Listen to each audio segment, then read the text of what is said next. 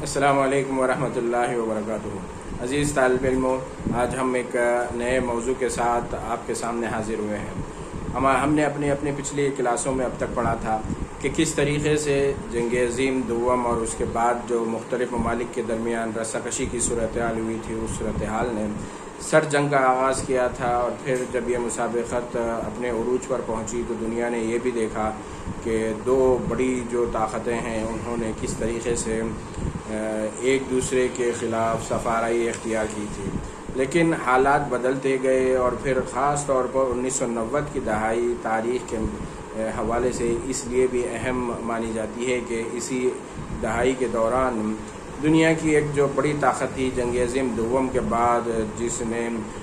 دنیا کو دو بڑے بلاکس میں تقسیم کر دیا تھا، تو اس کا ایک بلاک جو تھا وہ سوویت یونین وہ تحلیل ہو گیا، اور پھر اس کے بعد ہم نے دیکھا کہ سوویت یونین کے زوال کے بعد دنیا کا نقشہ بھی بڑی تیزی سے تبدیل ہوا ہے۔ اس تبدیلی کا اگر ہم آغاز بولیں تو آغاز ایسے ہوا کہ ناوابستہ ممالک کا جو بلاک تھا وہ بھی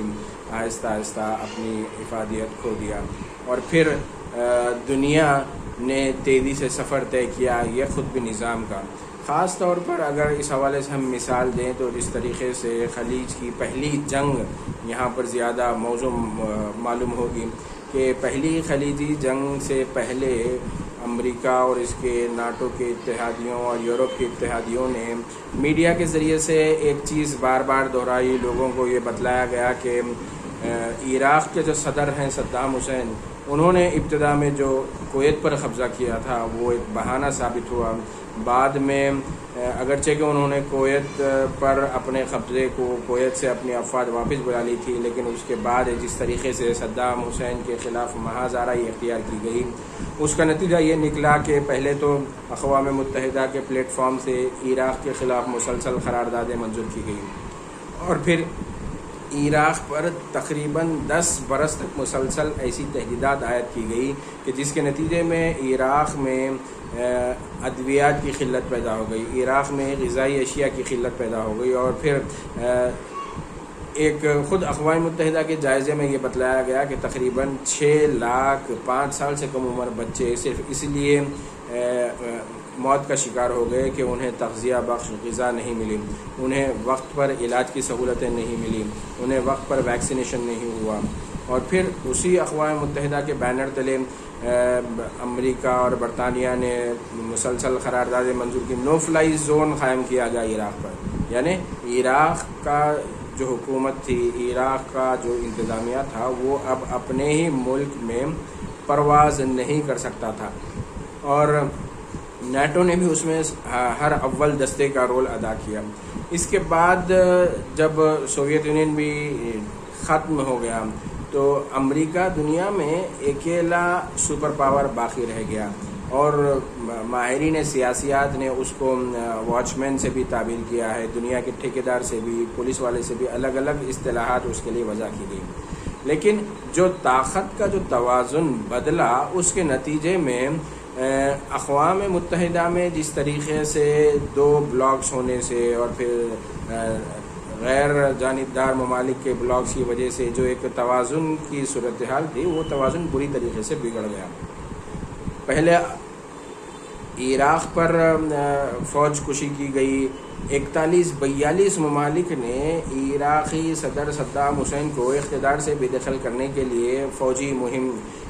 کشی کی، اور پھر برطانیہ کے وزیر اعظم نے خود بعد میں جب وہ عہدے سے ہٹ گئے، عہدے سے اپنے سبکدوش ہو گئے، تو انہوں نے اعتراف کیا کہ ہم نے صدام حسین کو اقتدار سے بے دخل کرنے کے لیے یقیناً جھوٹ کا سہارا لیا ہے، اور اس جھوٹ کا سہارا یا جو پروپیگنڈا کیا گیا اقوام متحدہ کے پلیٹ فارم کو بھی استعمال کیا گیا۔ یہ کیوں ممکن ہوا؟ اسی لیے ممکن ہوا کہ امریکہ اور اس کے اتحادیوں کے موقف کو، ان کے غیر اصولی اسٹیٹس کو چیلنج کرنے کے لیے کوئی طاقتور ملک نہیں تھا۔ یو ایس ایس آر کے زوال کے بعد روس کو اگرچہ کہ سلامتی کونسل میں یو ایس ایس آر کی جگہ پرماننٹ ممبرشپ دی گئی، لیکن اس کے خود اپنے معاشی مسائل تھے، اس کے خود اپنے سیاسی مسائل تھے، جس کے سبب وہ عالمی سطح پر اس طرح کا مستحکم موقف یا ایک کوئی ٹھوس پالیسی اختیار نہیں کر سکا۔ اگر میں اس چیز کو سمجھاؤں کہ جب روس نے عالمی سیاست میں اپنی پوزیشن مستحکم کی تو اس کا نتیجہ یہ نکلا کہ امریکہ اور اس کے اتحادی چاہتے تھے کہ بھئی شام میں بھی وہاں کے جو صدر ہیں بشار الاسد ان کی حکومت کا تختہ پلٹ دیا جائے، لیکن روس نے شام کے صدر کی نہ صرف سیاسی حمایت کی بلکہ بجائے فوجی حل کے بات چیت کی دعوت دی اور پھر بشار الاسد کی فوجی مدد بھی کی۔ اس کا نتیجہ یہ نکلا امریکہ، اس کے اتحادی اور مشرق وسطیٰ کے کئی عرب ممالک بھی چاہ کر بھی بشار الاسد کو اقتدار سے بے دخل نہیں کر سکے۔ یہ ایک چھوٹی سی مثال ہے جس میں آپ دیکھ رہے ہیں کہ جب آہستہ آہستہ طویل عرصے کے دوران روس نے اپنا کھویا ہوا جو معاشی موقف تھا اس کو حاصل کیا، اور پھر عالمی سیاست میں بھی جب اس نے اپنی رائے دینی شروع کی تو اس کا نتیجہ یہ نکلا کہ امریکہ اب یک طرفہ فیصلے نہیں کر سکا، اور روس کی تائید تھی یا روس کا موقف تھا جو کہ امریکی موقف سے تضاد مختلف تھا۔ اس کا نتیجہ ہی ہم یہ دیکھ رہے ہیں کہ حکومت امریکہ چاہ کر بھی بشار الاسد کو اقتدار سے بے دخل نہیں کر سکے۔ ایسے ہی ہم دیکھیں گے کہ جب ابتدا میں افغانستان میں بھی اسامہ بن لادن کے بہانے جب امریکہ اور نیٹو کے اتحادیوں نے فوج کشی کی تو اس کے دوران تورا بورا کی پہاڑیوں پر بڑی اندھا دھن بمباری کی گئی، ڈرون طیاروں کا بے دریغ استعمال کیا گیا، لیکن ان سب کا نتیجہ 20 برس تک وہاں پر جنگ لڑنے کے بعد امریکہ اب اپنی بحفاظت واپسی کو یقینی بنانے کے لیے اقوام متحدہ کے خصوصی مندوب خلیل زلمے زادے کے ذریعے سے وہاں پر ایک محفوظ طریقے سے باہر نکلنے کے لیے کوشاں ہے۔ تو اس چیز کو سمجھنا ہوگا کہ جب دنیا میں دو بڑی طاقتیں تھیں تو کسی نہ کسی طریقے سے چیک اینڈ بیلنس کا کانسیپٹ ہوا کرتا تھا، لیکن جب ایک بلاک، ایک بڑی طاقت جب زوال پذیر ہو گئی تو اس کا نتیجہ یہ نکلا کہ واحد جو اکلوتی یونی پاور ورلڈ جب بن گیا تو اس کو اپنے من مانے فیصلے لینے کے لیے آزادی کھلی چھوٹ مل گئی، لیکن وقت کا پہیہ جب گھومتا ہے تو ہر ایک کا حساب لیا جاتا ہے، اور پھر جب وقت کے پہیے نے اپنی گردش پوری کی اور پھر روس نے اس کے اپنے صدر ولادیمیر پوٹن کی قیادت میں جب عالمی سیاست پر بھی اپنی رائے کا اظہار کرنا شروع کیا تو تب کہیں جا کر امریکہ کو اس بات کا احساس ہوا کہ اب روس ویسا نہیں رہا جیسا سوویت یونین کے زوال کے بعد اس کا موقف تھا۔ روس نے پہلے تو خود امریکہ نے روس پر بھی پابندیاں عائد کر رکھی ہیں، لیکن اس کے باوجود بھی روس مسلسل کئی برسوں سے اس پابندیوں کو جھیل رہا ہے اور پھر عالمی سیاست میں عالمی سطح پر اپنے موقف کو کھل کر پیش کر رہا ہے۔ تو یہ جو دو بڑے بلاکس تھے ان کو سمجھے بغیر ہم عالمی سیاست کو نہیں سمجھ سکتے، ہم دنیا کے دو قطبی نظام کو نہیں سمجھ سکتے، اور پھر اس کے بعد دو قطبی نظام کی رخصتی کے بعد اس وقت کے صدر امریکہ نے ایک اصطلاح پیش کی تھی کہ نیو ورلڈ آرڈر، اب دنیا میں ایک نیا نظام آئے گا۔ یہ نیا نظام کس طرف اشارہ تھا؟ اس حوالے سے سیاسی ماہرین اور تجزیہ نگار مختلف آراء پیش کرتے ہیں۔ جارج بش سینئر نے ایکسس آف ایول کی ایک اصطلاح جو ہے سو استعمال کی تھی۔ اس ایکسس آف ایول میں 3 ممالک کو شامل کیا گیا تھا۔ کیا وہ نیا عالمی نظام آیا؟ کس عالمی نظام کی طرف وہ اشارہ تھا؟ یہ ساری اصطلاحات صحافت کے طلباء کو بھی جاننا ضروری ہے،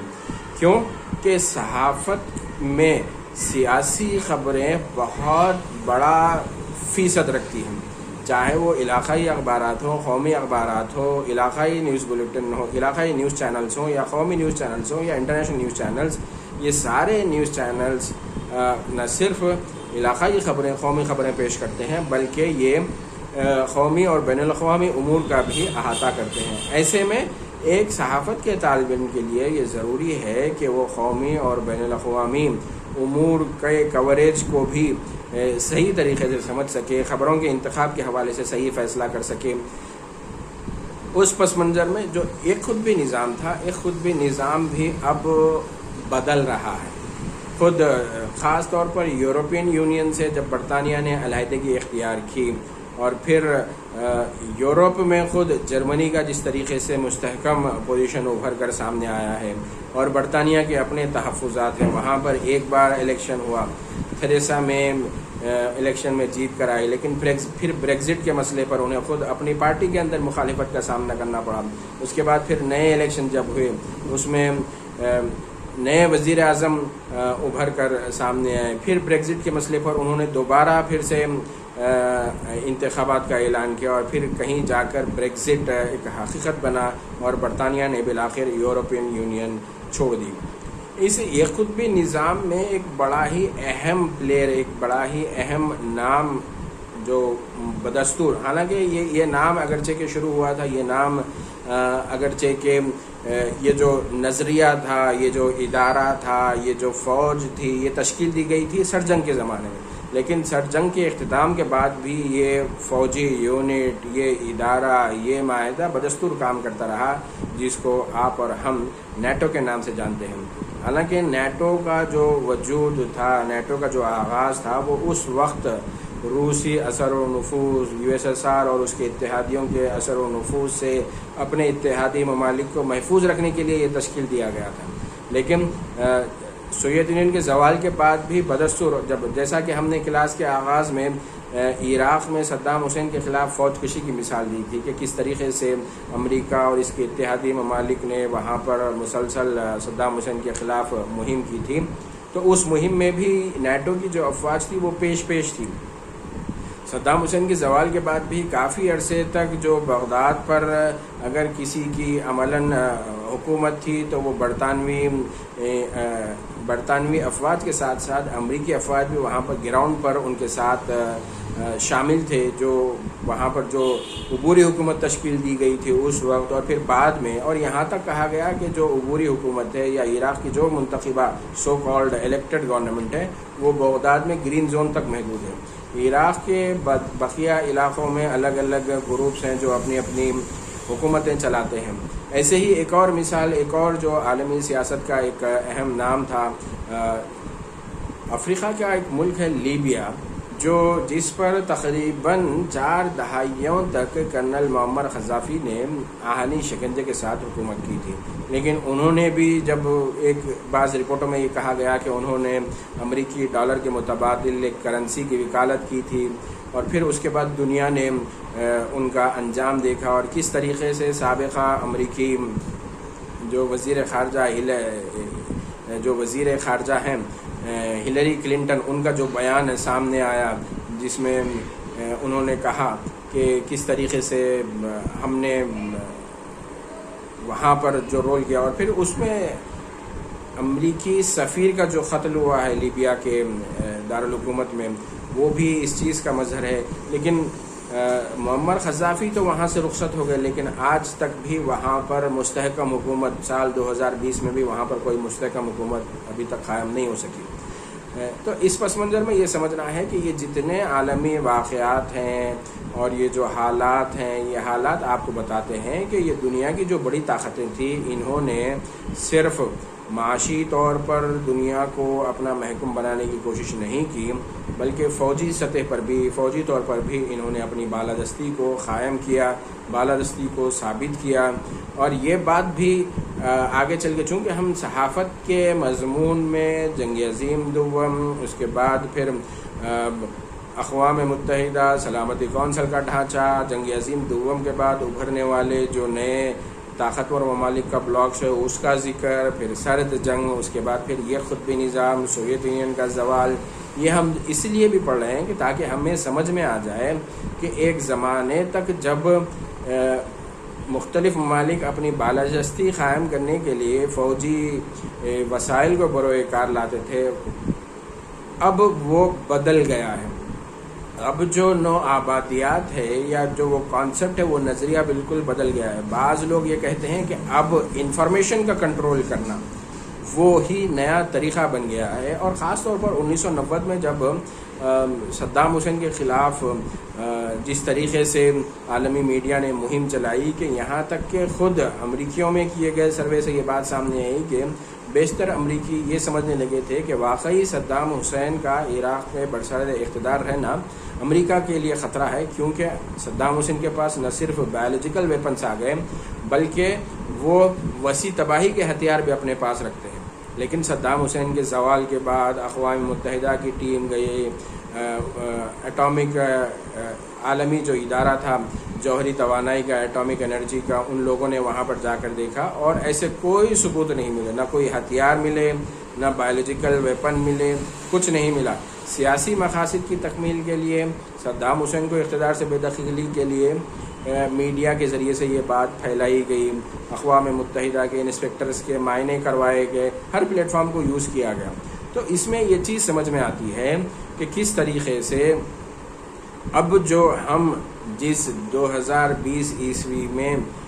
ये सहाफ़त का मज़मून पढ़ रहे हैं, तो ऐसे वक्त में ये सारा पस मंज़र इसलिए भी आपको बतलाया गया, इसलिए भी आपको समझाया गया कि आप समझ सके कि ज़राए तरसील व अबलाग के जो मंबा हैं, यानी दुनिया भर में जो ख़बरें नशर होती हैं, तरसील होती हैं, उसका बहुत बड़ा हिस्सा आप गौर कर लीजिएगा। किसी अखबार में उठा के उसकी डेटलाइन को देखिएगा, किसी टेलीविज़न चैनल पर बतलाए जाने वाले ख़बरों को देखिएगा। ख़बरों का जो सोर्स होता है, जिन वो ज़राए होते हैं, उन ज़राए में 2-3 नाम ही ऐसे हैं जो सारी दुनिया के ख़बरों का कवरेज करते हैं। यानी ये जो ख़बरें पेश कर रहे हैं, यही ख़बरें दुनिया भर में नशर हो रही हैं, दुनिया खबर भर में फैल रही हैं। ये जो कॉन्सेप्ट है न्यू वर्ल्ड ऑर्डर का, क्या ये ख़बर रसा इदारे उसी का एक हिस्सा हैं? क्या उसमें और इसमें कुछ फ़र्क महसूस किया जाता है? इस हवाले से हम अगली क्लास में तफसील से बात करेंगे। आज की क्लास को हम यहीं पर ख़त्म करते हैं, इस उम्मीद के साथ कि आप सेहत व आफियत के साथ अपने सीखने का अमल इस ऑनलाइन सबक के साथ जारी रखें। अपने सवालात आप व्हाट्सएप के ज़रिए से, ईमेल के ज़रिए से, या फिर हमारे गूगल क्लास के ग्रुप में भी आप अपने सवालात भेज सकते हैं। अगली क्लास तक के लिए मैं आपसे इजाज़त चाहूँगा। बेहद शुक्रिया। अस्सलामु अलैकुम व रहमतुल्लाहि व बरकातहू।